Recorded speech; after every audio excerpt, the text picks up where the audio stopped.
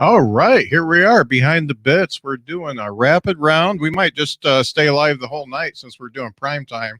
How about that? I'll give you another full episode live, and you can watch it and then listen to it on the podcast. This is the Behind the Bits podcast. If you don't already know, it is a award-winning podcast. Let me find the picture. So we won the 2020 Discover Pods Awards. Let me get my watermark out of the way. 2020 Discover Pods Awards under the best interview style podcast. I interview people, so winning that's probably good. And as you can tell, there's a little Dak Shepard there. I beat him and Conan and all those other folks, Mark Maron, just because you voted. Thank you for voting. And that's why I'm going to give you a whole podcast, a whole live podcast. And let's talk about my guest here a little bit. So tonight, my guest is an actor, comedian, podcast host, and owner of Wiley's Comedy Club, part owner of Wiley's Comedy Club in Dayton, Ohio. It's and host the podcast is called The Life Radio Show. And I've got Don Smith with me. How you doing, Don? All right. How you doing, man? All right. It's as I told you before we started, it's going to be hard to pin down what I want to talk to you about, but this is a comedy podcast. Let's get into that first. When did you first start doing stand-up comedy? I started performing a little over 6.5 years ago. It's something I've been wanting to do for a long time and just never got up and did it. Mm-hmm. I started performing theater, local theater in my mid-20s. Mm-hmm. So I love theater. I love the live performance. But the problem with theater is it takes such a commitment. I mean, 3-4 month commitment pretty much every night of the week and weekend. Right. And it just didn't have the time for that. So I always have that itch to get on stage because there's nothing beats a live performance. So Yeah, so that's how I decided to start performing stand-up is just get up there. Yeah, it seems easier at the outset than doing rehearsals for 3 months, right? Yeah. So tell me about your first time. What was it like to get on stage the first time? My first time was actually I went back to college late to finish my bachelor's degree, and I took a class that was called comedy writing. Okay. And I didn't know it was actually a basics of stand-up comedy class, and the final exam was actually a 4-minute set at the local at the Dayton Funny Bone. Okay. So that was technically my first set, even though it was college related. But my first set after that is about probably a month after I did that. I performed at Wiley's Comedy Club for my first real open mic set, and it went well. I was surprised. Because both times went fairly well. The first time I performed at Wiley's, it actually went well enough that I let the people running the Wiley Sunday Comics show at the time, I let them convince me to sign up for the competition later that month. Because every year Wiley's does the annual fireworks 4th of July comedy competition. Uh-huh. And they talked me into signing up after my first set. So how did you? I think they just wanted the money. I don't know if I really did that well.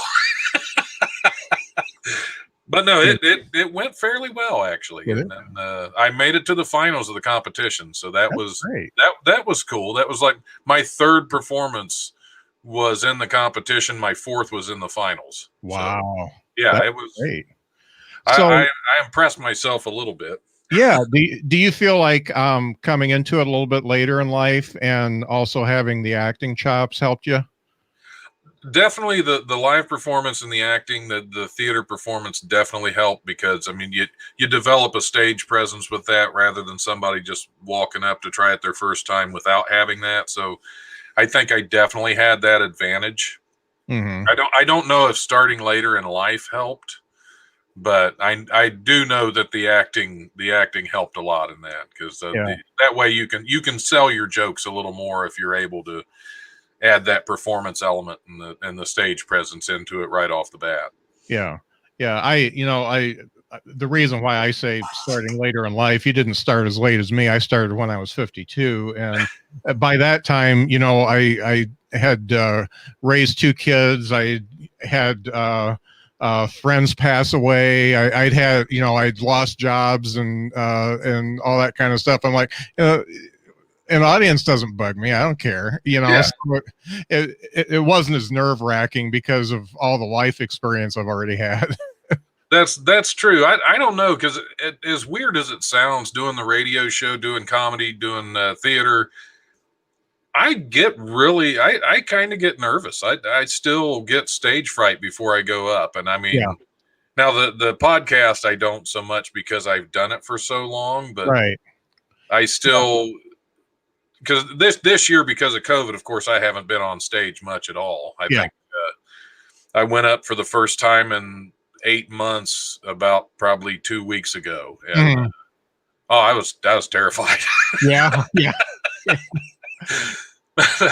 Yeah, I still get a little nervous. I mean, if you're not a little nervous before you go up, you're dead. So you should have some nerves, or you really don't like what you're doing because you want to do well. So I think I try to stay nervous in it by constantly using new material. I know when I was first starting off, of course, all the advice you get is just work on that solid 5, and I get bored to death, and I can't do it. About every third show, my first year doing comedy, about every third or fourth show, I'd go on stage with a brand new set.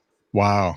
And it was terrifying, but at the same time, I gained a lot of material doing that. So I was a year in, and actually I won a competition, and I got to do a 30-minute set.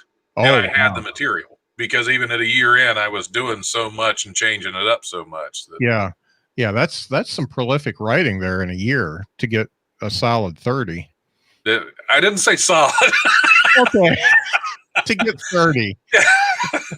I could do 30 that was okay. It was like semi-solid. It wasn't solid. Yeah. It was still a little, it was like Jell-O kind of. It was that consistency.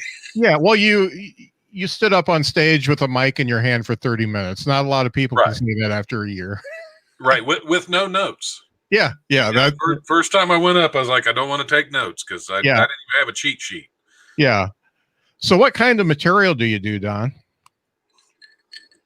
I usually talk about my life and the mistakes I've made. This past year and a half has been just glorious for that, because everything with the comedy club, I made the joke, off the air. I made the joke about how since I'm backing off, I give my partners a chance to ruin their marriage. That's kind of true. And that's been the past year and a half. There've been a lot of turmoil and a lot of issues that I've been dealing with. And I bring that on stage, and oftentimes with a lot of anger, to where I hit something deep. The first time I went up and really let loose, by the time I got off stage and got to the bar to get a drink, I could hardly pick my drink up. I was just, whatever nerve I touched inside hit me deep. Wow. And it was pretty wild. Right. This past year and a half, using a lot of material like that, I've kind of had, that's another reason for stepping back, is because I've had so much, I won't say bad energy, but so much angry energy going on stage that I could tell it started to affect me off stage a lot too. Do you feel like taking that personal stuff up there does give you an outlet, though? A little bit of therapy almost?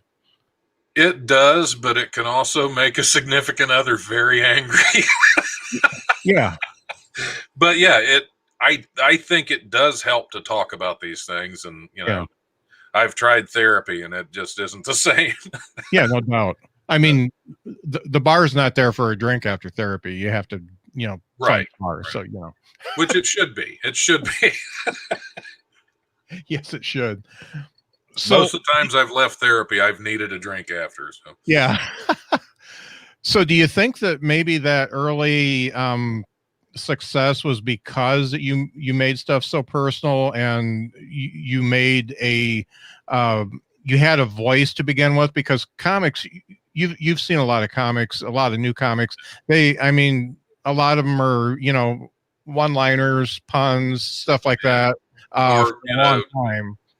or And or they just go with toilet humor yeah, because it's an or easy laugh. Yeah.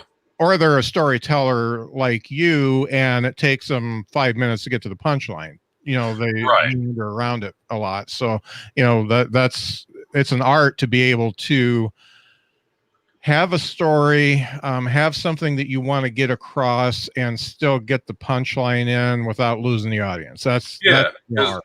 you have to be a storytelling comic. You have to have good punchlines throughout the story. It Yeah. can't be just one long thing, and that's the tricky part. Because when I tried to do a long story like one or two times, and I just didn't have enough punch in between, and it sounded more like a TED talk than anything else. Yeah. And it was, and in fact, I think one of my fellow comics said that to me as I left the stage. It's like, well, thanks for the TED talk. I think I've done the same thing. I know where you're coming from. Yeah. I know exactly where you're coming from. So what comics did you admire when you were growing up and even right before you started? Well, growing up, I know I'm going to take a lot of flack from this from a lot of other comics, but I have always been a fan of Gallagher, sans Sledge-O-Matic. Yeah. Because Sledge-O-Matic was brilliant when it first started, but it was a bit, and then it took over everything. But I always thought Gallagher as Gallagher was really well thought out, really funny. I mean, it was the 80s, of course, but right. Later on, I got more into one of my all-time favorites is Richard Jeni. Mm-hmm. Now that's a guy that knows how to do a story. That he knows how to tell stories and put stuff in between. And one of my favorite things about him is the rants that he would go on. Oh yeah. For like just you wouldn't even have time to stop and breathe. You were laughing so hard, but at the same time you were missing half of what he said, right? Because he just kept firing them at you like crazy. And that was he was definitely a favorite for a long time. That last special, was that the Platypus or something like that? I think so. Yeah, Platypus Lifestyle or whatever. Yeah. That one hit me. I mean, that's before I started doing stand-up, but I've always been a fan, and I was like, how can you have all that? It was like Carlin turned up a notch. He went so fast through that, and there were so many. It was so funny throughout. You're right, you couldn't breathe, and you had to rewatch it on VHS, of course, just to see the punchlines again, so you know what you missed. Yeah, definitely. But yeah, he was a powerhouse. Just awesome comedy writer, and I had heard at one point that he actually hated performing. He did not like performing, but really? he hated how he tried to sell his jokes, and he hated how other comedians told his jokes, which was the only reason he started performing them. Wow. Don't know if that's true or not. I read that somewhere years ago. Yeah. So thinking about being part of the comedy club, when did you get into ownership of Wiley's? It's a little over 3 years ago now. Okay. We basically I had gotten to know. I booked a local comedian on my radio show, which at the time, it was still the Life radio show. It was still the podcast as well, because I've been doing the radio show for 6 years and the podcast for 4 now. And I had booked one of the local comics who ran the Wiley Sunday Comics open mic show. Karen Jaffe. I had booked her as a guest, and she had to cancel last minute. And rather than just leave me hanging, she said, "Well, I have a guest. It's the new owner of Wiley's Comedy Club, who at the time, I'm not going to mention his name, there was a falling out. I was actually." Before he became the owner, I was actually banned from performing at Wiley's for a while, which is something else. I'm just going to leave that as a mystery. So yes, before I became part owner of the club, I was actually banned from performing there. Okay. But Karen sent the new owner of Wiley's to be part of my radio show as a guest. And we had fun, and we kind of came up with an arrangement where he'd come back a couple times a month just to promote the club. And I was cool with that. And then what happened is it got to where the club was needing a little bit of extra money, and I just happened to have some at the time, and he offered a percentage to buy in, so I bought in, and then things went south really quickly, and he had to be excused for reasons I'm not going to get into. And basically, it was me and two other owners who were both out of state, and basically most of running that club fell on me, what wasn't already on our general manager. Yeah. Who is our general manager? Erica is fantastic. She books the shows. She pretty much does everything but the paperwork anymore. And that's about all I'm doing these days is just the paperwork for the club. But, right. Therefore, until COVID, I was involved enough to where I was pretty much at the club for just about every show. Working right alongside the staff. Right. But yeah, that's about 3 years ago. I became part owner, and then I ended up with a bigger percentage than I was planning on because we had to get rid of our managing partner. And it was weird times. And then for the past 3 years, it's just been it's been crazy. I mean, I love the club. It takes its toll after a while because when you're constantly on the move like that. In 2019, I actually lost almost 80 pounds. Oh, wow. Just because I was constantly running. I mean, thanks to COVID, it all came back. 2020, every bit of that came back. Yeah. No, it was just, I was constantly running, constantly moving. 2019, I also, with everything going on in my personal life, I performed a lot more shows. I think that year I was averaging like 17 or 18 shows a month. Wow. That's on top of the club, on top of, and it wasn't just shows at my club because that would have been too easy. But no, it was on top. That was on top of the club. On top, I think I acted in 4 movies in 2019 as well, plus the radio show and podcast. Plus, I work full time. Yeah. So with everything going on there, it takes its toll after a while. Kind of run me down a little bit. Yeah. Well, I can see how you lost 80 pounds. You forget to eat and you forget to sleep when you're doing that. Yeah. Well, I had a lot of vodka. That helped a lot too. That's low carbs. Yeah. Yep. Skip the carbs.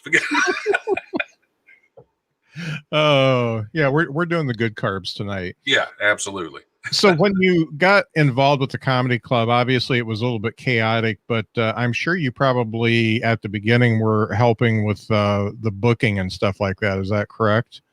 I stayed as far away from booking as possible. Okay.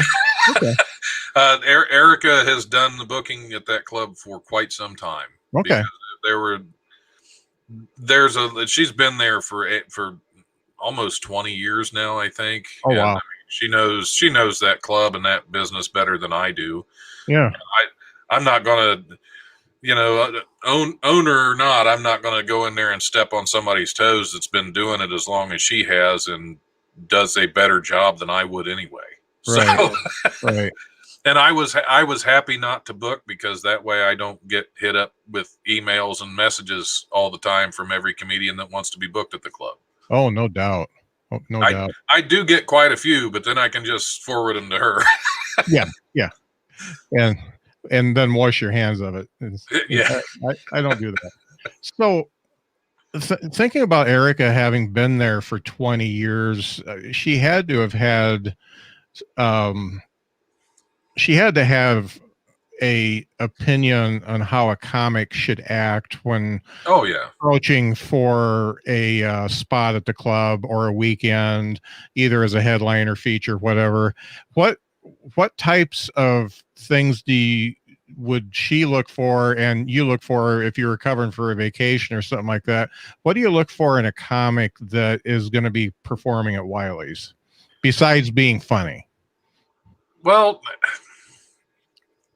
I look a lot of whether or not they promote, whether or not they do their part to try to get people out there. But mostly if it's a comic I've never heard of that just reaches out, they're probably not going to get booked. Mm-hmm. If it's somebody that's been to the club, that's done a couple of shows there as a feature or a host, or has done a couple of open mics there, you have a much better chance. Mm-hmm. Let us get to know you a little bit, because Wiley's is a family club. I mean, it's not like there's nothing corporate about it. It is, if you know us, we love you. Mm-hmm. We're gonna do what we can for you, and that's the best way to get into Wiley's, is just get there for some shows, get to know the staff a little bit, get to know the people, and you'll start getting booked there. Have you seen anybody in the last 3 years, or in the time that you've been going there, that either surprised you by leaving comedy, or surprised you by being a fantastic comic after maybe cutting their teeth there? I don't know. I mean, I'm never surprised when somebody leaves comedy. I'm sometimes, if it's somebody that's really good, I'm a little bit surprised, but I'm usually there's so many people coming and going in the comedy scene that it's I usually don't have time to pay attention to a lot of them, and I mean, I don't mean to sound rude by that, Right. but I learned my lesson about sitting through a lot of the open mics, because that's when I start getting Facebook messages in the middle of the night on Sunday. How did you like my act? Yeah. Which that's a good piece of good advice. If you if you perform for your first or second time at an open mic, don't start hitting up the club owner for his opinion. Yeah. Especially like 11:30 on a Sunday night when he's got to be at work at 5 in the morning. Yeah, no doubt. I've had that happen far too often, but yeah. there have I don't know. There've been a lot of great comics come through there, newer comics come through there. That Ryan Niemiller, who went on to third place in America's Got Talent, he's from Indianapolis originally, and he spent a lot of time at Wiley's. We booked him before we were booking him at Wiley's before he was on America's Got Talent, and then after his third place win, since we've known him for a long time, Erica's known him for years. He used to come over and feature and host. She actually reached out to him right as he was getting just started in America's Got Talent, and she booked him. She happened to book him the weekend after the finale. Oh, wow. So on Wednesday night, he places third in the finale, and that Friday he's at Wiley's. So those were great shows that weekend. Yeah, I bet. I got to do a guest set with him Saturday night, and that's cool. Usually if I was doing a show at Wiley's, it was because we were trying to save money on a host. So I would get up and host, and that would be me, my set. That way I didn't have to get paid. Right. So usually it was a weekend where we didn't have a big crowd. So getting to do a guest set on Ryan Niemiller's sold out show, that was a high point for me. Yeah, I bet. Yeah, that's big, and he's still doing quite well, considering the COVID and all that. He's still doing very well. So that's I mean, I always like seeing comics that are on America's Got Talent, because I think comedy is an art and it should be featured. However, and I won't say his name, I did see a comic who placed pretty at least in the top 5 several years ago. I saw him in Chicago, and boy, did he suck. He was I mean, he would, and I know everybody has a bad night, but it was the material. I mean, if I was reading the material from a notebook, I would still hate it. It was so pedestrian. I mean, it was just what everybody does, and you expect more out of somebody like that. And when you're at that level, when they're at that level, you definitely have to expect more. Yeah, and there was no personal stamp on that at all. I mean, it was pretty much rehashed jokes that I already knew. It was that bad. So, but Ryan is definitely not that type of guy. Oh, He is always looking for something new and really working towards it. yeah, One of the absolutely. things that I talk to comics that are on both coasts, and they all say that. If you're like a headlining level comic, but you're not like, you don't have an Amazon special or a Netflix Right. special or something like that, it's like pulling teeth to get on stage on either one of the coasts, any real stage time. So they all come to the Midwest to actually make enough money to live on. This is pre-pandemic, of course. They come in the Midwest to make enough money to live on if they lived in LA or New York or whatever, and then would try to take what they worked on in the Midwest back to New York and still not get on stage and rinse and recycle and try to keep things going. But and that's why really good comics come through here. Yeah, And that's for sure. And well, the thing with comedy clubs is a lot of people that I get the question all the time. Well, who's the biggest name you have in there coming up? It's like, well, what does that matter?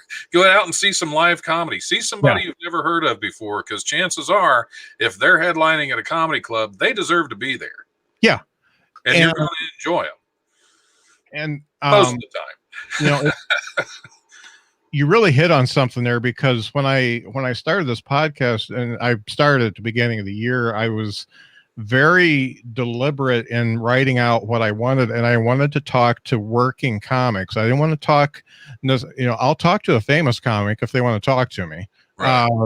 I talked to Steve Hostetter earlier this morning, but if they want to talk to me, that's cool. But I'm going to talk to working comics that are writing, that are performing and making a good part of their living doing comedy or in the comedy business, because those are the ones who know what it's like now, and also they don't have to remember. Like, I had Tom Dreesen on, and he was one of my first guests. He was my first guest, and I love Tom, but he remembers what it was like in the old days, but he's pretty far removed from it now. Yeah. So when you're living it, you get a different story than when you're reminiscing about it.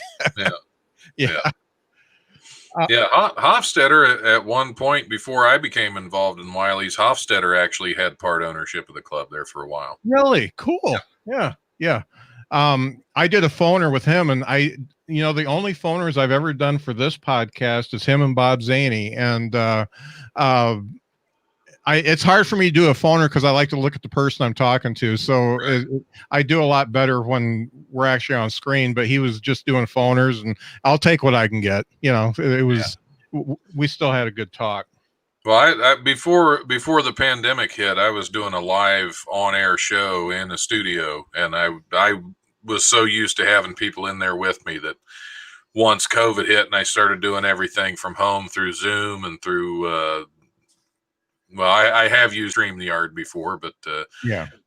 it's different. It's a different feel. Having somebody in studio with you is always a lot better in interview. Being able to look at them is always better, and it gets to be a struggle sometimes just doing And audio. it's weird because I should be looking at the camera, so I look right here, but I'm looking at you because I'm listening to you, and we're doing the same thing. We're kind of doing this action, and that's just the way it is. The only way I could fix this is if I take the camera and tape it to your glasses, Right.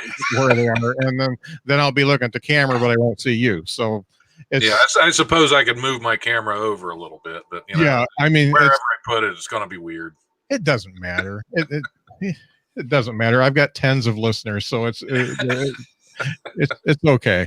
But let's talk about the podcast a little bit, because you've been doing between the radio show and the podcast for quite a while. What got you started doing that?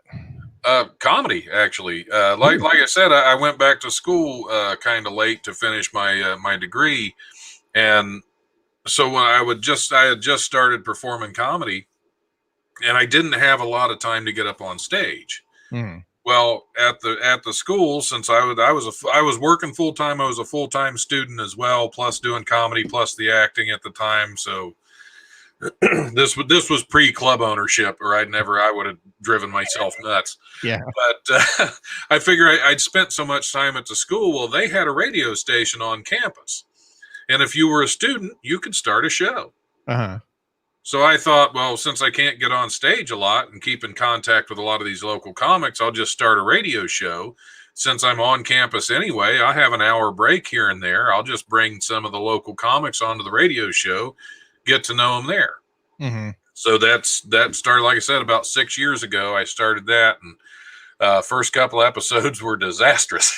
Oh yeah, they always are. Yeah, but I had there for a while. I had a co-host that had a podcast, and he would use the Life radio show for his podcast material. Uh-huh. And then we had a falling out, and I decided I got kind of used to the idea of everything being saved, because for the first year or so, it was just strictly a live show. It was done. There was no way to find it anywhere. It was finished. Uh-huh. So I kind of liked the idea of people being able to go back and listen later. Right. So once we kind of went our separate ways, I decided to start the Life radio show as a podcast as well. So that's been about 4 years ago. And it's just been pulling comics on from all over the place, and of course getting back into the film world. I'm pulling local filmmakers, local actors, a handful of local musicians here and there, because all the music that I use on Life radio show is local musicians. Yeah, with the exception of every now and then I did talk to Haywood Banks, and I use some of his every now and then. Who else did I talk to? Tim Cavanaugh. Okay, lets me use his songs too. So other than that, pretty much everybody's local. Yeah, that's been on the show. So the intro music, I really like. Are you a little bit of a metalhead too? Yeah, a little bit. Yeah. Yeah, I like almost all kinds of music. I'm the same. But I've always been a metalhead since my childhood. Yeah, and that band that does that is Potter's Field, who's also Potter's Field is the lead singer's solo project. His actual band he was with was called Destricore. Okay. And he has a number of albums out from Destricore as well as from Potter's Field. He's been a good friend of mine. I was actually in a band with him briefly in high school. Okay, cool. So as soon as I got on the air, I got a hold of him, and I said his name's Don too. I got a hold of him. I was like, Don, I have a radio show. Give me some of your music. I'll put it over the air. Yeah. So that's what I started doing. Then I got permission to use it for the intro and outro of the show. So that's cool. And it's funny that grabbed me. For some reason, I was listening to a couple of your episodes to get to know you a little bit before I talked to you, and that just grabbed me. It grabbed me enough that I listened to the intro a couple times because it was just good. It was fresh. It was good metal, and everybody likes metal. They should. If they don't, there's something wrong with them. Yeah.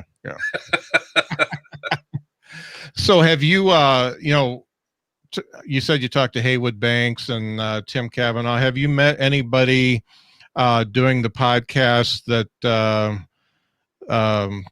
kind of surprised you? There's a lot of comics that are kind of superficial. Their act is kind of superficial. Let's say like Larry the Cable Guy. He's playing a character, but when you actually talk to them, you find out they're much deeper. Yeah. There have definitely been a couple. Of course, Donnie Baker. Oh God. Yeah, Donnie Baker used to do Wiley's all the time, and he's a different personality off stage. Yeah. And there have been some that have surprised me by being the same off stage as they are on stage. One of my favorite comics to watch live, and just because of the absolute powerhouse of energy, Greg Hahn is absolutely amazing to watch live. The Mm. first time I ever saw him, it was the second show of a doubleheader. Okay. 2 shows on Saturday, and the first show Saturday I was there, but I was doing other things. And the second show I actually went in and watched, and I don't see how you keep that energy going for one show, let alone 2. But talking to him off stage, because he's been there several times, he called into the radio show once, which is another fun story. But I've talked to him several times off stage, and he's almost the same high energy personality off stage. So it's just kind of him. I think I was telling somebody the other day, I've had several conversations with Greg Hahn, but there have only been like 1 or 2 times I talked to him where I went, wow, he's human. Just so much respect for him as a comic, though. He is he tears me up. He is absolutely hilarious and just a ball of energy. But he called into the radio show once, and we were having problems with the soundboard. So we could put the phone call out over the air, but he couldn't hear us. I could talk to him off the air, but as soon as we put him on the air, he couldn't hear anything we were saying. So finally I just said, here's what we're going to do, Greg. I'm going to put you on the air. You say whatever you want for however long you want to say it. And whenever you're done, just let me know. So there's Greg Hahn screaming and yelling this high energy goofiness for about 3 or 4 minutes, just solid on the radio show. Oh, that's great. That's it almost sounds like old Bob and Tom. I used to live in Indy and listen to Bob and Tom before they were syndicated and stuff like that. And they had technical issues. Oh yeah. The life radio show became known for technical issues there for a while, because when I first started, like I said, the first show was a disaster. Yeah. I could get in there, and all I could remember how to do was get us on the air and get us back off the air. Yeah. I could not remember how to play a song for a break. I couldn't remember how to go to the station ID, anything. So it was just, it's like, well, we're not taking a break. We're just plowing through. And from then on, it just became kind of a running joke where the life radio show, we just had no idea what we were doing. Yeah. I'm cool with that, actually. Actually, yeah, I like it. You know, it's funny. I grew up here in the Midwest. I'm in Indiana, and we're close to Notre Dame. And, you know, I grew up, obviously, you know, I'm 56, so there was no internet when I was a kid. And the only thing I really liked in life was music. And I can't play music. I can't sing. I'm tone deaf, and I've tried to play and it just doesn't work. So, but I love listening to it. And I didn't like anything that was big in the late 70s. Bad Company, whatever. Yeah, it was all corporate rock, you know, Foreigner and stuff like that. And there was this dude that had the Friday shift at the Notre Dame station, WSND, and he'd play what he wanted to play, I think from 10 to midnight, just a couple hours. And so I think he was an East Coast guy. And so that's how I got introduced to Blondie and the Talking Heads, Ramones, Split Enz, you know, all those new wave punk, you know, Sex Pistols and stuff like that, all those bands. And then I'd go to the record store to try to find the records, and they weren't in Indiana. Yeah. You know, it always took a year for stuff to get to the Midwest from either coast. And I always look back on those days fondly, because I would just sit in my room with the headphones on and listen to that music. And then my parents would come in and tell me to turn the music down, even though it was coming through my headphones. And that's why I wear hearing aids today. So. Yeah, there you go. That'll do it.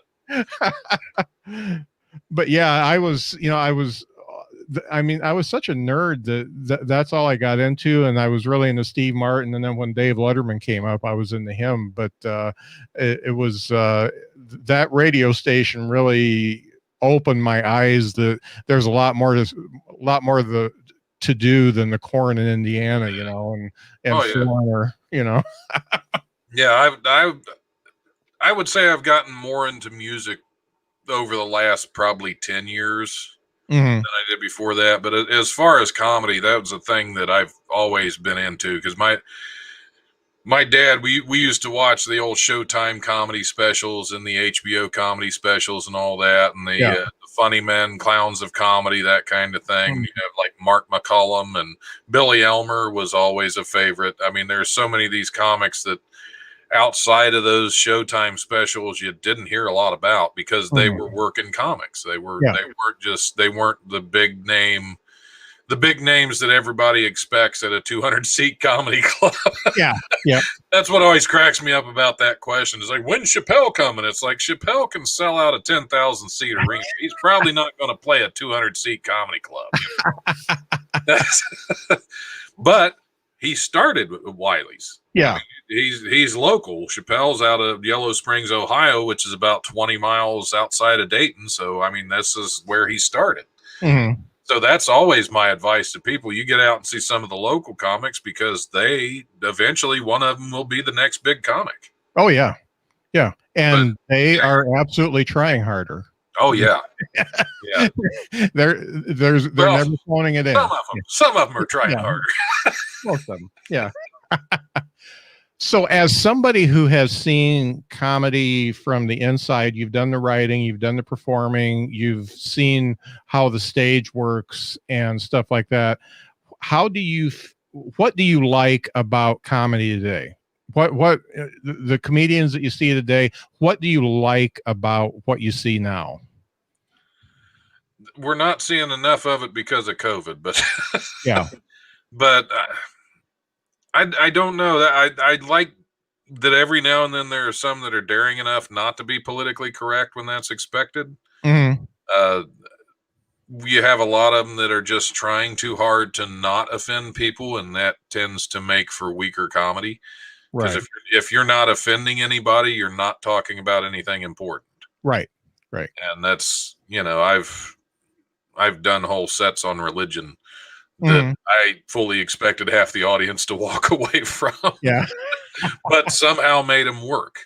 Yeah. And that's the tricky part is being able to talk about, and that's what comedy's always been, being able to talk about stuff that's taboo and do it well enough that people will not only laugh, but think about it and accept that that's what you're talking about. Right. And I mean, there are still several of the newer comics that are doing that, and there are still a lot of the newer comics that are trying to tiptoe around what they're actually trying to say.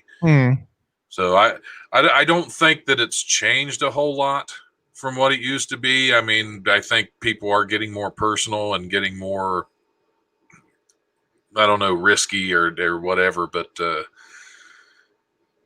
yeah, I don't think it's really changed a lot from the 80s. I mean, people are still talking about what they're talking about. People are still, I'm not really sure that anything's really all that different. Right. I guess the PC kind of culture, you have to be a little careful, but at the same time, I don't bother. Yeah. And what I take from it is you can get away with a lot of stuff when you're funny. Yeah. If it actually comes out as funny and not mean, it's good. Or if it comes out as mean but it's still funny, you can get away with that too. But a comic is either dancing around political correctness and trying to stay within the boundaries, or they are intentionally going outside the boundaries to just horrify audiences. And that doesn't work either. But the ones that are really masterful, like a Lewis Black or somebody like that, they actually talk about things that are important and have people on both sides of the political spectrum or religious spectrum or whatever actually laugh, because they can actually laugh at themselves if it's about them.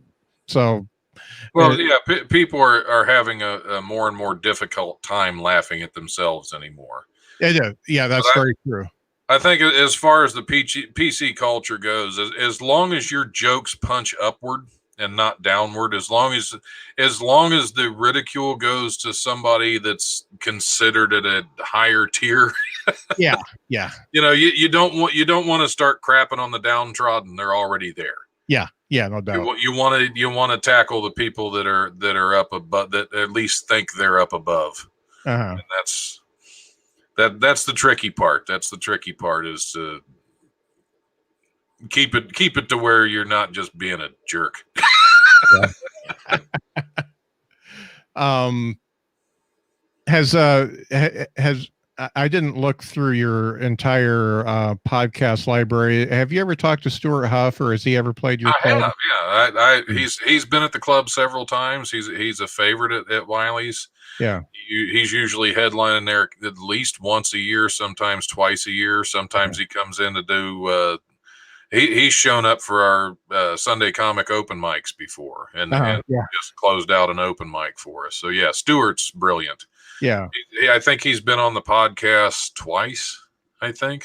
I'll have to look for those episodes. He was my second guest on my podcast, and what I like about him, he punches up a little bit, but he punches sideways a little bit too, and he gets away with it because it's more philosophical. I mean, the guy's a master, and the fact that he doesn't want to be any more than what he is, I totally respect that. Because so many people are trying to get on the sitcom or get a writing gig at SNL or something like that, and this guy just wants to go out and say his words and make people laugh and hopefully change minds too. I mean, his stuff really. I talk about this in way too many podcasts, but one of my early interviews was with a psychologist that is really big into comedy and has written a couple books. And he talks about a thermostat comedian. And that's somebody who talks about what's either going on in the world, going on in their life, and they're just commenting on it. And then there's a thermometer comedian that talks about what's going on and tries to change minds a little bit as they go along. They're trying to put the temperature up a little bit, and Stu's definitely a thermometer comedian. Yeah, last time he was on the show, he was talking about when he started, and he was doing shows at Walmart. Yeah. Do you get that? Do you hear that story? No, I haven't heard that. He was having trouble getting booked when he first started up, and so he would walk back into the electronics department in Walmart and grab one of their microphones. No, it was Kmart. Sorry, it was Kmart, not Walmart. He would do that in Kmart. He would do his Kmart shows, and he would just be in the electronics department at Kmart, and nobody listening. And he'd do that every week. Oh, that's great. We got sidetracked because he has that. I don't know if he's doing current episodes, but that Curious Obsessions podcast. Yeah. Because he's into antiques and weird old antiques, and my grandma was an antique dealer, and I was kind of my grandparents' loading guy. I would load them and unload them from shows and stuff like that. And my grandma was into all that weird stuff too, but it was older and weirder. And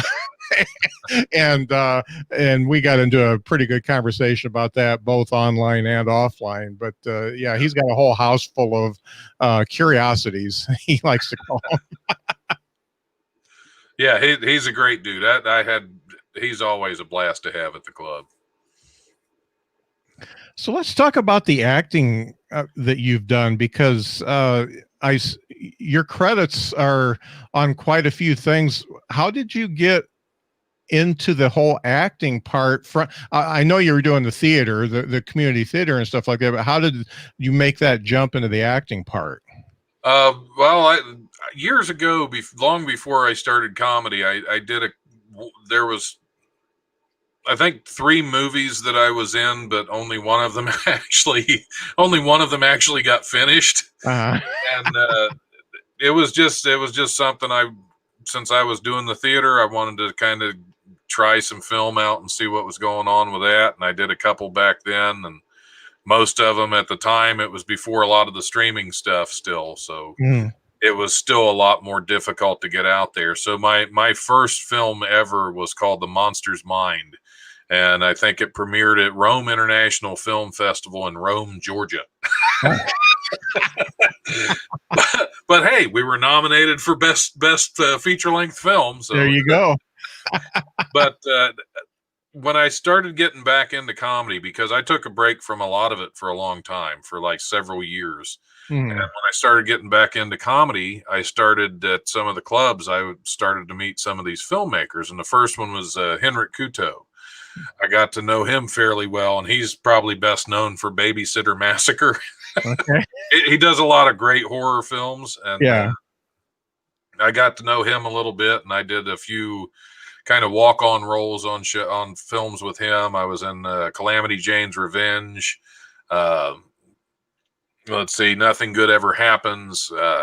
But then he did a series that's available on Amazon right now. I think you can still watch it free if you have Amazon Prime. It's called the Boggy Creek, the Bigfoot series. And I was a featured lead on episode 2. And that was a lot of fun, but I got to know him. And then just everything else was just auditions, or I'd go to, one of them I took an acting class just for fun. It was more of an improv class.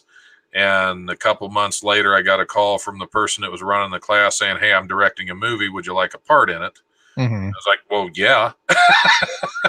And I auditioned for a number of them. The biggest one that was Cinema Lexicon. The director's William Lee. And I think we just wrapped principal photography on my 7th film with him. And because that's usually how it works. If you get in with a director and a crew that works well together and meshes well together and you're reliable, they're going to keep bringing you back. Yeah. So I've been very lucky to work with him quite a bit.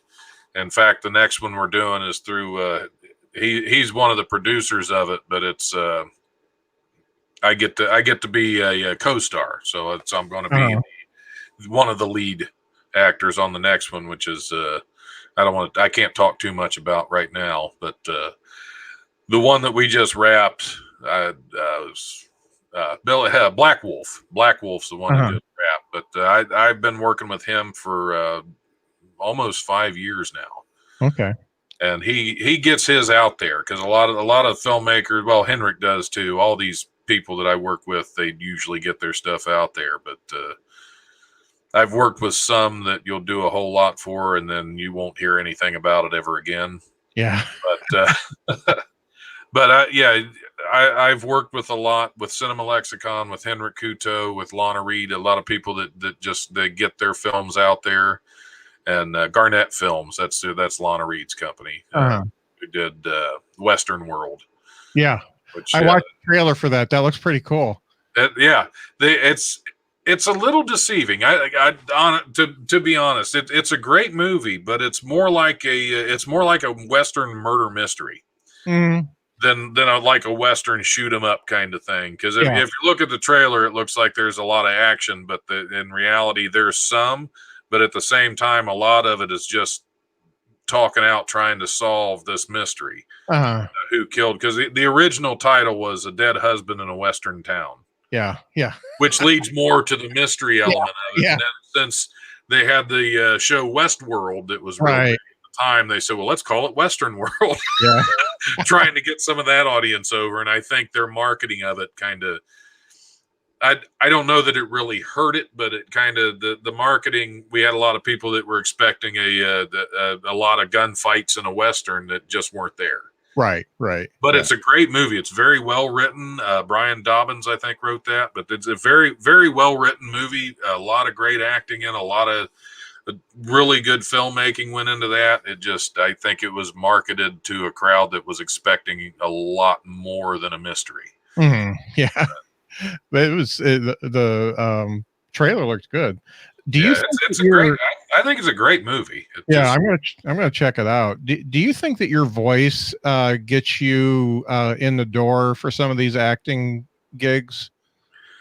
I think having a comedy club for people to shoot in occasionally gets me a lot of them. Okay. Because that's there's a lot of Boggy Creek.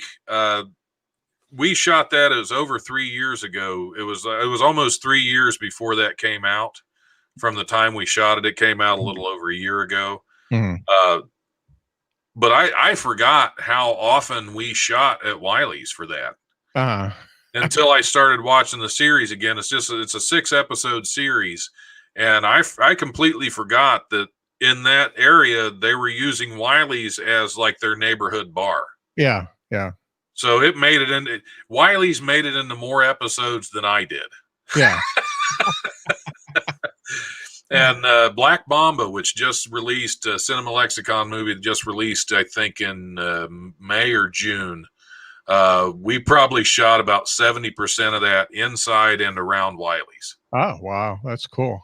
Because the cool thing about Wiley's, there have been so many renovation attempts and so many half-hearted remodels that it looks like 17 different sets. Yeah. You can film here, it looks like this. You film over there, it looks like an entirely different thing. Our cooler, the doors on our cooler are kind of old. We actually use that to make. I think in Black Mamba we shot the cooler as our morgue. We weren't inside of it, but just the doors and everything. It looked like it could pass for a morgue. Yeah. So yeah, I hope that some of it's my voice and my talent that gets me some of the acting gigs, but I know some of them were just because they wanted to shoot at the club and offer me a role, which I'll take. Yeah, no doubt. So is your voice something that you've worked on to get to where you're at, or is it just completely natural? Most of it's completely natural. I've never really had any voice lessons or anything. I have, of course, I've done the podcast for a long time. I have done a little bit of voice work. This past summer, I did some voice work on a children's book, a children's audio book that called The Rooster That Wouldn't Crow by Artie Knapp. I've done a few things like that. I was part of the Unwritten Podcast Season 2. Which is an audio drama podcast. So I've done some voice acting, but most of my voice just comes naturally. That's great. And I'm a voice guy. And the reason why is because in this entire conversation that we've had, I've understood every word you said, and I'm extremely hard of hearing. So even when the headphones are in, if there's any mumbling or any weird pauses or something like that, I lose stuff. And it's funny because I talked to another comic a couple episodes ago. He's probably been at Wiley's. Jeff Shaw I know the name, I think. Yeah, he's been around, and he did a show this summer. It was an outdoor show that my wife and I went to. This is in the middle of the Rona, and it was in this very, very rural town. It had 2 cornfields between it. We drove an hour to get there, and we're in a very small city ourselves. And he did that show, and one of the things I told him was, I understood every word that you said, and that is very uncommon for me because diction is very important, and enunciating words and saying the whole word, not mumbling, not running into the next word and stuff like that is very important to me to be able to hear. And he had never heard that before, but you're like the second person I've talked to that I don't have to really, really strain to understand every single word that you're saying. And it's a great radio voice, but I see it's on the edge of an Orson Welles type thing, I will take that as a hell of a compliment, honestly. Yeah, and I loved Orson Welles, and once again, I understand every word he says when I watch his stuff still. So it's very distinctive, and yet it's not over the top. You're not like a morning zoo radio type voice, like, "Hey kids, what are you doing?"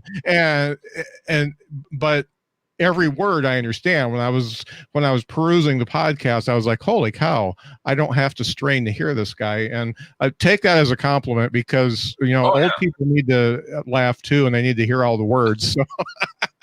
Yeah.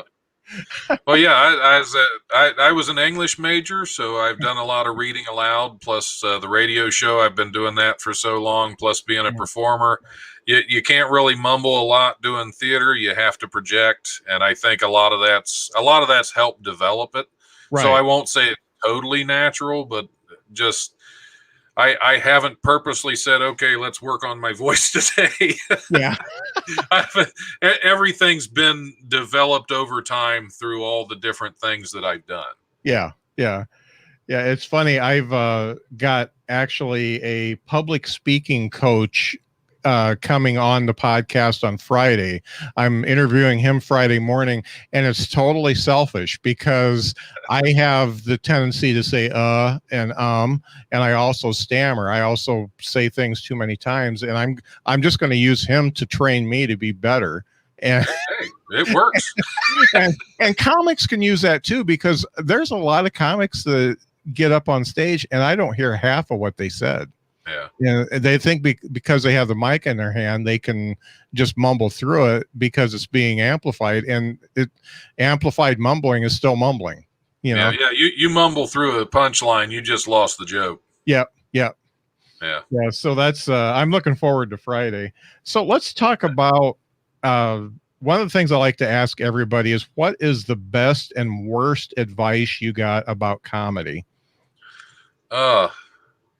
I think that the best and the worst advice about comedy is quit. No, I don't know that I really listen to a lot of advice, honestly.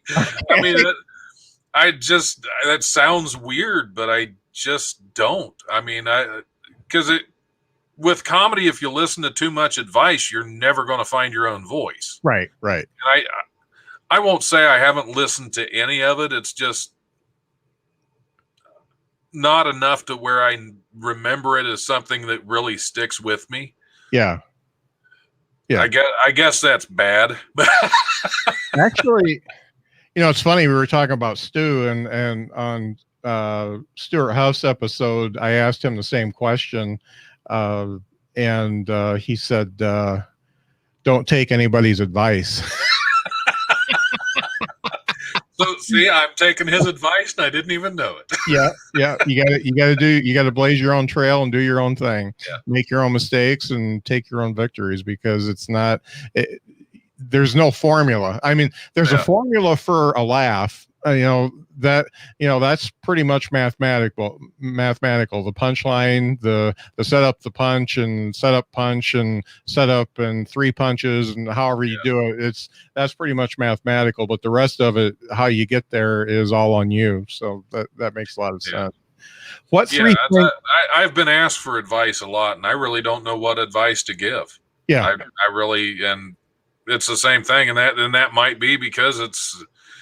Back in the back of my mind, I knew it was because you have to blaze your own trail. And that's the thing, because you can be funny doing something that nobody else is funny doing. Yeah. But you have a different way of doing it that everybody else says don't do it that way. But if it works for you, it works for you. Who really? Yeah.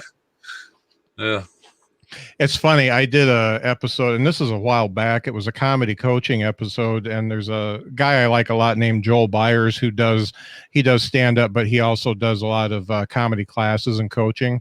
And I did a whole online. It was streamed live, and I put 7 minutes of my material out there. The last 7 minutes I did, and we went through it and broke it down, what was good and what was bad. And we were streaming live, and he absolutely hated my closing joke. He said it's got to go. You can't do it. And you know how you fall in love with a joke. I had fallen in love with that joke. Well, it turned out Jimmy Brogan from the Tonight Show was watching that particular live feed, and he typed into the feed, "Hey, that's the best joke of the whole set." And Joel's like, okay, well, he knows better than me. He booked for Johnny for so long, but the funny thing is Jimmy actually sent me a message and he said, try putting that at the front instead of don't make that your closer, make it your opener. And I did that and it's much better. I totally changed my act around. I turned everything upside down and it works much better. So it was really funny how that works out. Yeah. Little pieces of advice like that are good to take, and you try them out a little bit, but I mean, the bad thing is there are always more people that willing to give advice in comedy than there are willing to listen to advice. Yeah, no doubt. And a lot of times the people that are giving the advice have no idea. Yeah. They've done 3 open mics and all of a sudden they're educated comedian. Yep. Those are the same ones. They've done 3 open mics, and those are the same ones that send me emails. When can I get a weekend at Wiley's? Yeah. I don't know. Can you wash dishes? Oh, yeah. Poor people. I just don't know.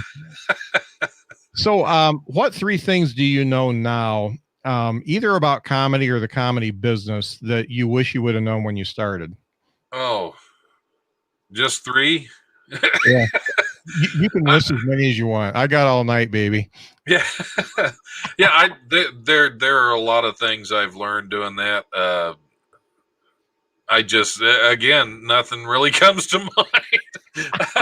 I know if I had it to do over again, as much as I love Wiley's, I would not have become a part owner. That's for sure. Because that's one thing. If you're a comedian and you own a club, you have to be real careful entering any competitions. I was disqualified from the World Series of Comedy. Oh. Because I was part owner of Wiley's. Yeah, which kind of sucked. I was really looking forward to. I was disqualified, but they didn't give me my entry fee back. Now, did Wiley's host a prelim? We did that year. Okay. I think we did a couple years. The past year we didn't. But I think 2 years in a row. I can see how that would maybe matter, but once you get past that, it shouldn't even matter. Well, the thing is, I did not sign up to perform at Wiley's. Right. Yeah. Because you can sign up at several different satellites. So I didn't sign up to perform at Wiley's satellite. I signed up for several other ones, but I didn't sign up for Wiley's. That's why it kind of was like, well, what difference does it make? I'm not performing at my home club. But apparently it was enough that they said, no. Oh, well. That's too bad. It really kind of sucks. Yeah. I think there were 2 other festivals I wanted to perform at, and because I was with Wiley's, they wouldn't. They wanted me there as industry. Yeah. But not as a performer. It's like, I don't want to go there as industry. I don't book the club. Yeah. Yeah, that's no fun at all. You might get passed over for your own club that way. Yeah, exactly.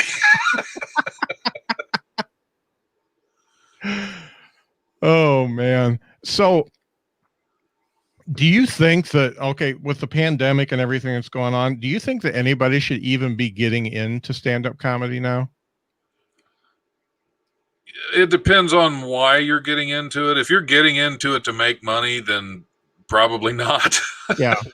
Just because, I mean, unless you're some phenom, it's going to be 15 years before you get to where you can. It's going to be 10 to 15 years before you can make a living doing it. And even that living, most of it will be living out of your car, driving from club to club across the country. It's like anything else. You have to get into it for the right reasons. It's just like acting. You have to get into it for the right reasons. I love acting. I love comedy. I love what I do. That's why I still have to work a full-time job. There you go. Yeah. But I mean, it's when I get cast in a film or something, I usually the question, how much am I getting paid, is the furthest thing from my mind. Right. Yeah. I mean, to me, it's stuff I would probably do for free. If you're going to pay me for it, that's a bonus. Mhm. Right. Yeah, no doubt. And it's all time consuming stuff, but yeah, it's like anything else. It depends on the reasons you're getting into it. If you're getting into it because you like performing, because you love making people laugh, because you love comedy, don't hold back. Get into it. Hmm. Even with the COVID, I mean, you're going to have a harder time finding a place to perform. It's going to get. I mean, things are getting ugly now. I mean, we're still open, but we're at like 30% capacity. Mm. So I mean, we're squeaking by. Yeah. I mean, and we're doing everything we can to be as safe as possible with our staff and our comics and our customers. But Right. yeah, there are still some clubs that are open and running, and this will pass. This will pass. I mean, Yeah. if you get out now, there are still a lot of. I know here in Dayton, there's a group that does do a couple live feed comedy shows. Mhm. So there are still venues out there. There are still ways to get out there. But as far as starting in the midst of all this, why not? Because you start in the middle of all this. It's the people that are living on that have been doing it for a while that are trying to live off of it now that Yeah. are struggling. Yeah. If you're just starting it now, you're golden. You don't have to worry about making money right now. Yeah, it's you're almost just an even starting out. playing field. Yeah. Yeah, Have you done any of the Zoom comedy? I have not. Yeah. Because it's to me it would be really weird without a live audience that's actually reacting. So I don't know I don't know how it's set up, honestly. Yeah. It's weird. You should watch one sometime. I'm wearing a T-shirt. I did a virtual comedy festival, and it was somewhat enjoyable, but it was also extremely depressing. And I'm doing a show on Friday night that somebody asked me to do. I stay away from it as much as I can. I'll do like an open mic just so I can say the words of stuff I've written out loud, Right. just because I need to. But and I'll do like a writing workshop or something like that. But actually performing is you you really get this wave of depression when you're done, if you've ever performed live, because it's just not the same. So yeah, I'll do it if somebody asks me to do it. I enjoy getting ready for it. I enjoy saying the words, doing my bits and stuff like that. And then when it's done, I die a little bit. So Which honestly, a lot of live performances. I mean, Yeah. even if they go well, I will hit a low usually Yeah. within a couple hours after being off stage. So I don't want to compound that by doing one of these Zoom shows. Yeah. It's like it was bad enough then. Yeah. But comedy's a world of lows and highs anyway. Yeah. You know, you do one show and you're on top of the world. You do the next one, it feels like you've been kicked in the sack about 15 times. So yeah, it's definitely, there are a lot of ups and downs in comedy. Yeah. Yeah. It's funny. I sponsored a comedy contest, an online comedy contest through the podcast, where I had 21 participants. I had 3 groups of 7 perform, and my top 3, one of them was a professional comic that had been working for about 7 years. The other one was she was a documentarian. She did a lot of documentary filming and had done some comedy in the past, but just started back up. So she was almost like a greenhorn. Mhm. The third dude has never performed live, and he made it to the finals, and he was second place. And he's from Scotland. He was a funny motherfucker, I gotta tell you. and I absolutely love the guy, and he is just itching to perform live. And I keep saying, it's different, but he's got this whole Zoom stuff down to a science. He knows when to pause. He knows that there's a delay and all that kind of stuff. He's done it so much that he's great at it.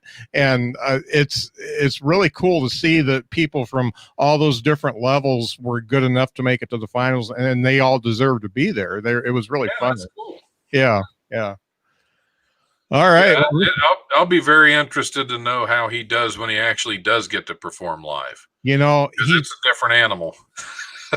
I tell you what, I think of him as the next Stephen Wright. Oh wow. He's got that deadpan, and he's not quite as non sequitur, but he's almost there. Lot of puns and stuff like that, but I mean, it's so fast. I mean, I counted when he did his set for the finals. I counted 6 laughs in the first 30 seconds. 6 real laughs, and that was 6 separate jokes. It was 5 seconds a joke, punch, or set up, punch, set up, punch, set up, punch. It was amazing, and he was able to do 7 minutes of that. Wow. So yeah, so it was it's real neat to see somebody that's writing that much. He says he writes like 5 to 6 hours a day. Yeah. And I'm lucky to get 30 minutes in if I'm on a good day. Yeah, I don't do hardly anything with it anymore. I performed in January, and I was actually planning before COVID hit. I was gonna take a break because I actually had evenings free and I had time to get back and do some live theater, which honestly, that's still my first love. I still would rather do live theater than comedy or film. Yeah. And I finally got to where it's like, okay, I have some time in the evenings. I'm going to do this. I'm going to take a break from comedy for a while, and I'm going to and then of course, as soon as I do, all the theaters shut down because of COVID. So it's like, okay, maybe it's my fault. I shouldn't have done that. It's all me. I caused COVID because of my hopes and dreams of performing live theater. Oh man, I'm glad I can point a finger at somebody because I've been pissed off for a while. I'll take it. If it helps the world at large to blame me for it, it's like my theater acting is so bad that the Lord visited us with a plague to keep me from performing. But no, I hadn't, from January up until late October, I did nothing. I had no shows. I wrote pretty much, I had some thoughts for new jokes, but I kind of jotted them down and left them. And then all of a sudden, somebody hit me up in October, said, "Hey, you want to do this show?" And I said, "Yeah, okay." I haven't done these in a while. Yeah. And I had to come up with a bunch of new stuff. Yep. So yeah, I scrambled for about a week trying to figure out what I wanted to talk about, and it ended up going well. But I went up with that angry persona again. Right, yeah. Deadlines definitely help with the writing process. Yeah, that's for sure. Well, after that show, I had somebody come up to me and said, "The only reason I came to this show is I knew it'd been 10 months since you'd been on stage, and I wanted to see how much you blew up." Yeah. And he said I was not disappointed. He did not disappoint. Because I let 10 months of pent up anger and frustration out on that stage that so it was pretty wild. Oh, that's great. Well, Don, it's been great having you on the show. I'm glad we got introduced. Got to give Steve Joyner a shout out because he hooked me up with about 5 interviews in like an hour. And and I think more is coming. And Steve's a cool guy, and I'm really glad that we got hooked up. And I'm glad I met you. And I'm going to find your Stuart Huff podcast episodes and listen to those and start listening to all those because first of all, I can hear you, so that's good. And second, I like the style of your podcast. It's a lot like mine, where you let the guests talk more than you talk. So that that's always a good thing. I love that. I love when a guest talks more than me because I don't have to do as much. Yep. I've had some shows where I've had like a guest on because I'm not a huge sports guy. Yeah. But somebody came on that was a sports reporter and then did sports podcasts and sports shows. So it's like I have nothing to really add to this. Yeah. And I would bring in a guest co-host. Yeah. And I'd sit back and let those two go at it for the whole hour. And it's like, I'm good. Yeah. I would have to do that for sports too because I'm not into it either. So that's one of the things I always loved about when I was doing the live shows. Every week I would bring guest co-hosts in, and the only criteria to be a guest co-host is you had to have been a guest before. Yeah. And that's it. You had to have been a guest, and I enjoyed your company. Yeah.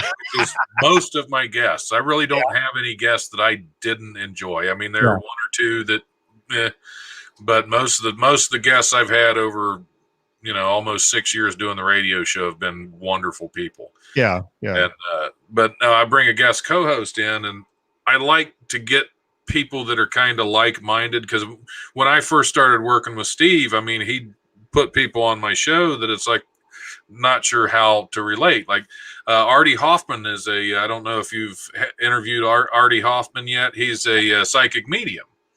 Yeah. Well, that's not my realm. Yeah, I do comedians. Yeah. Yeah.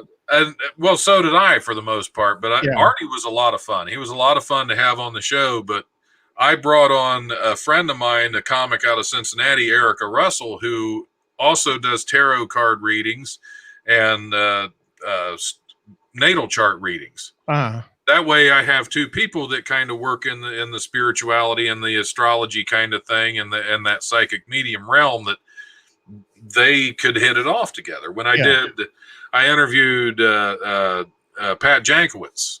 Pat Jankowicz used to do some writing for Fangoria magazine. Well, for a guest co-host for that, I brought Henrik Kuto on, who has been featured in Fangoria magazine, and they are both big horror guys. So they just went back and forth the whole time. I don't think I had to say a whole lot in either of those interviews. And that, to me, that's a fun thing to me as a host, when I bring two people in as guests that just hit it off. Yeah.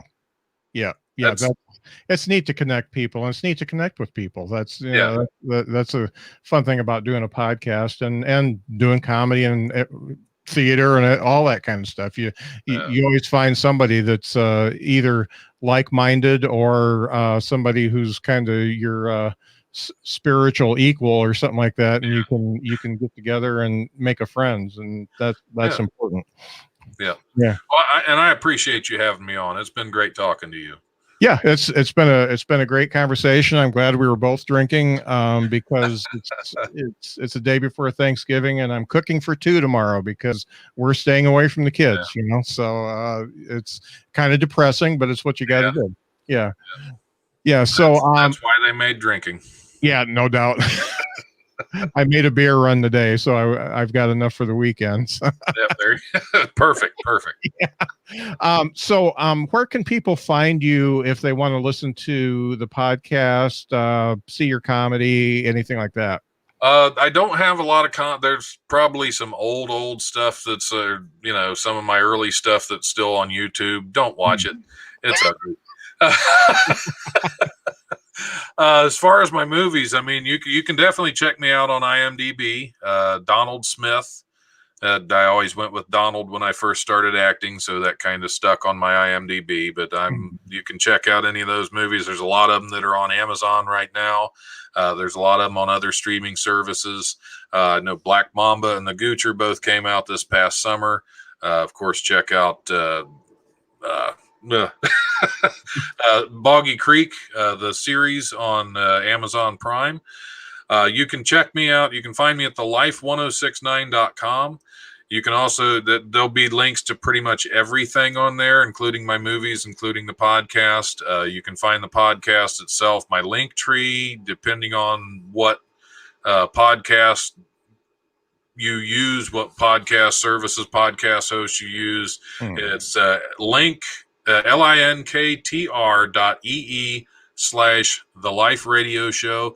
You can find me on Facebook at The Life 1069 or on Twitter at Don Smith Comedy.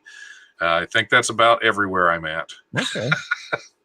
Great. Well, I'm really glad we got to connect. It's nice me too. To meet somebody that started comedy as a passion and not something that they wanted to make a living with. And I'm in the same boat. And I'd love to be able to make a living doing the things I do for fun, but it's not happening yet. So somebody asked me, I did an interview a while back, and somebody said, well, where do you want this to take you in 5 years? And I said, to be quite honest, if I'm in 5 years from now, if I'm able to still do the things I'm doing now, even at the same level, I'll take it. I'll be happy with it because I love what I'm doing. Yeah, that's great. That's great. Well, thanks a lot, Don. It's been great talking to you. Yeah, thanks for having me. Thank you.